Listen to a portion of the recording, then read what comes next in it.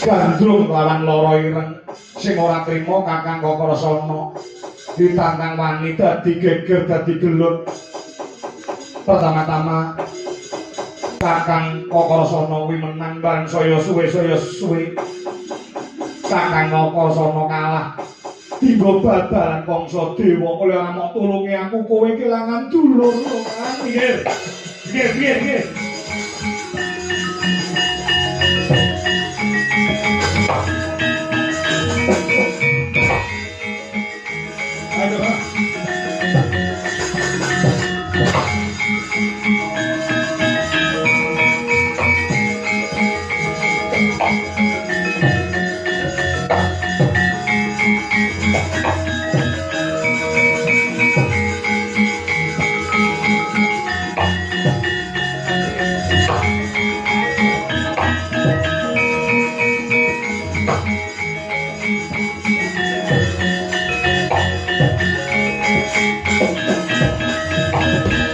Atur miturut mandut sumarah ning Gusti dene Siti Anggotama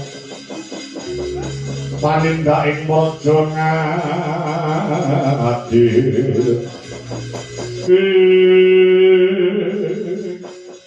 Kakang Kakrasana ampun Mas Patos sing penggalih Kakang Kakrasana ingkang rayi kula pun Narayana Krida Brata siaga badhe asung panggantu dhumateng paduka Kakang Mas. Bangsa dewa. Mas Padakna cumara teng cakra iki bakal budhake nyawamu dhewe iki.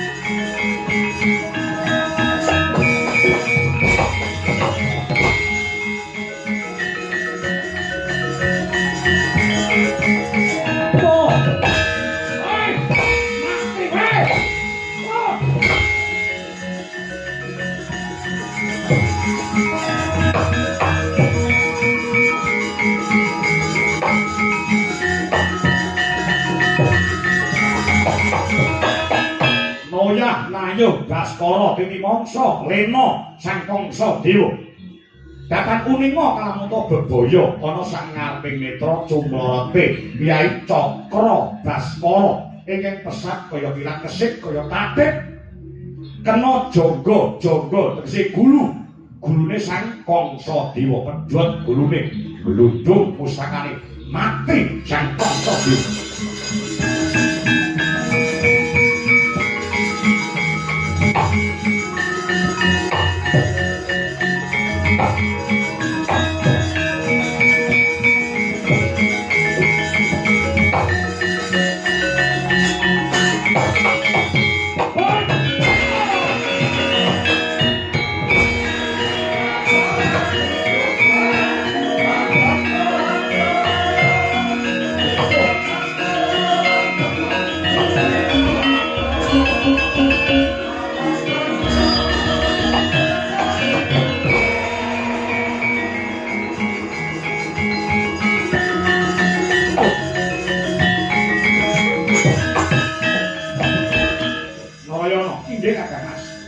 Wis sing nulungi aku nggih matur nuwun.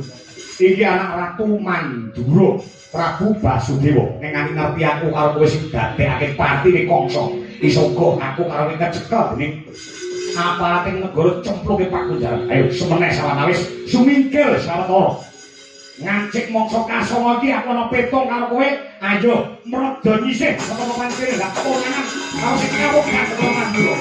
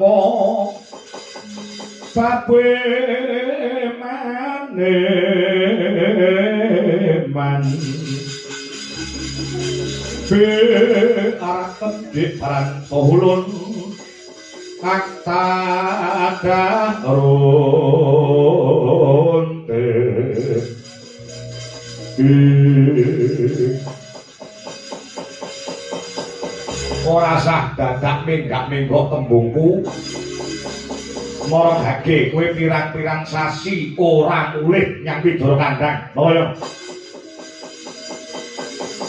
yen iya yen ora kandha ora kabar sing tak tampa kowe ning jaba desa Widara Kandhang wani tumindak curika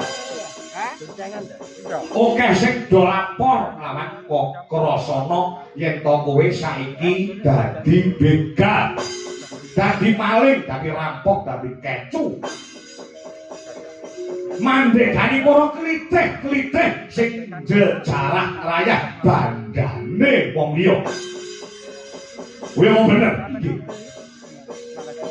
Kaluhuran sabdanipun Kakang Mas Krasana menika ingkang kula tindakaken kula nembe dados begal netepi dharma. Dharma apa? Dharma ingkang kula sandhang. Awit nadyan to kados pundi kemawon negara Mandura menika katingalipun negara sing merdika. Ning tasih kathah para kawula-kawula ingkang keserakat gesangipun arep mangan sega wae rekoso. Mula kula tumindak dados begal rampok kecu rasa manunggalipun boten kangge kula piyambak. Hasil anggen kula dados rampok kula waradenaken dumateng para kawula. Ingin gesangipun wonten sak ngandhape garis kemaratan. Apa kowe njogene ilat kiwa teneng? Apa kowe duweni alasan nika jenenge ngrebut bondone wong liya kuwi ora becik, ora apik. Mula kowe nek nggugu aku selaku dadi kakangmu. Lereno. Tumindakku sing kaya mangkono. Nyuwun pangapunten Kakang Mas. Dereng rampung dharma ing kula sandhang. Tasih kathah para kawula utamanipun ing gesang wonten ing tapel wates utawi perbatasan negari Mandura. Ing tasih keserakat gesangipun gelem leren ora? Mboten, gelem leren ora? Mboten. Nek kowe ora gelem leren kuwi ngreget-ngregeti jeneng Widara Kandhang. Nek ngono kowe rasane kene minggat to.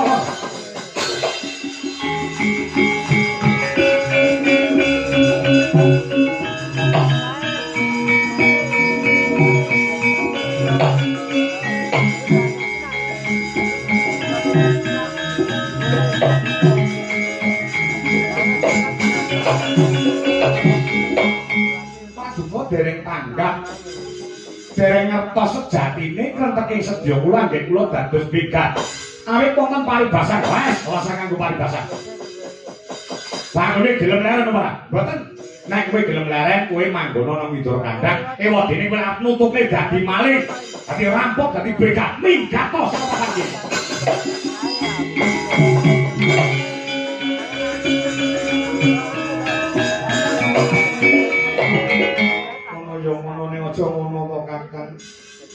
Wong jenenge karo dulur kuwi ning ngandani kena ning aja bengok-bengok. Aja disentak-sentak. Noyono ora manut karo aku. Iya aku ngerti karepmu apik ning carane sing kleru. Kowe malah ngelokne aku, malah ngelokne aku. Nek kowe minggat kok ning Noyono. Aku ya lunga.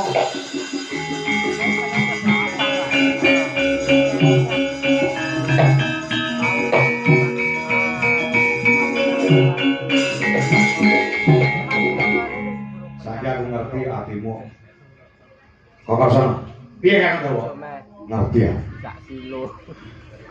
Asline adik-adikmu mau tunduk lunga kuwi asline kowe duwe karep warisane bapak arep gaglak dhewe ya.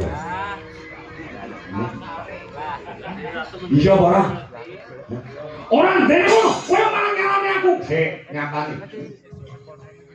Nyatane kowe nundung karo Narayana. Narayana ora manut karo aku. Nek gelem tak tuturi ya kena ning carane iku sing bener.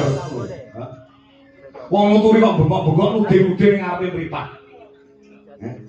Kudune ya Kokosana. Narayana iki gene wong asik 2 dina apa 3 dina, ya ta. Wekasane nek wis lara matine bar adus dijak ngopi bareng. Nang pendopo mburi pendopo cilik kae ngarep dapur kae, al delok TV nyetel YouTube. Dikandani alon-alon. Ngene lho, nek tumindak dadi BK kuwi bakal iso ngene. Mergo iki lek pengen iki kok bakal iso ngene. Nah, wekasane lek kowe gelem ngene, iki kok bakal dadi ngene. Kudune diomongi alon-alon. Ora kok digetak-getak kaya ngono kuwi. Kowe gelem dirasani karo kanggo teparo. Kayak adik-adik ndonga. Kayak mrene ngalap warisane wong tuwa. Iya. Lah iya. Payogane cak loro jak mulih dikandani alon-alon. Nek ono aku njaluk tulung karo kowe, njaluk tulung apa? Cak loro jak mulih ning widor kandang. Aku neh to. Wis ngongkon aku wae rokok ya tau nukokke. Iya, nampan. Yo. Mul. Tapi bareng bacekan karo. Sing tuwek dhewe kowe sak rombongan. Iya. Cak loro jak mulih nek gelem aja kebungan, nek ora gelem aja susah. Yo.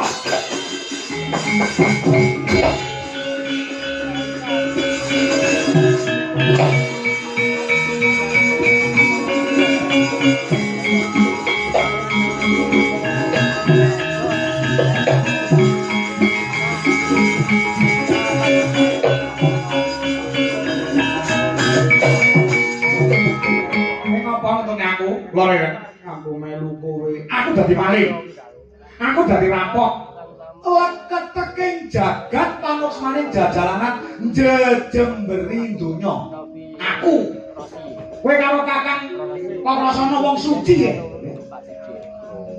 Dhewe ora ngerti karo aku dadi maling ki arep ngopo ngono. Aku luwih cocok karo Kakang Narayana timbang karo Kakang Kokosana. Kakang Kokosana iku nesu, apa sithik nesu.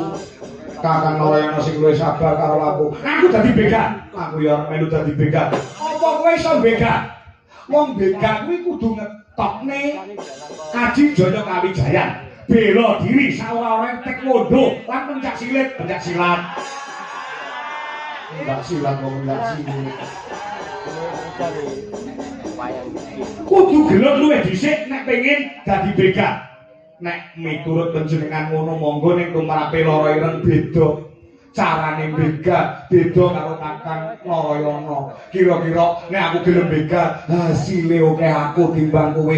Caramu begal piye? Nganggo ayune rupaku. Wong lanang-lanang sugih-sugih kae tak esemi, tak wekasane tak goro-godho, pendak isuk tangi turu tak WA terus. Tak penehi tak kirimi gambar love. Suwi-suwi mriki danan aku lah. Nek wis kedanan aku rasa dadak pencak silat terus dadi geran jotosan. Kok kasane aku iso nyedot duwite wong sugih-sugih. Iya rek nom, nek tuwek kepakate nek tuwek nek dhek iki danan tenan yo ora ketan sithik tak keki. Kira-kira hasilnya oke aku timbang kowe. Jajah timbang kowe gumelut nganti ngetone keringat metu getihmu. Nah aku rasa ngetone getih, ngetone liyane.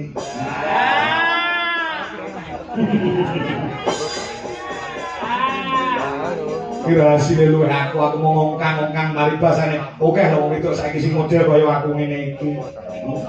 iso kula makono mobil apik. Omahe magro-magro mergo dodol begit saha.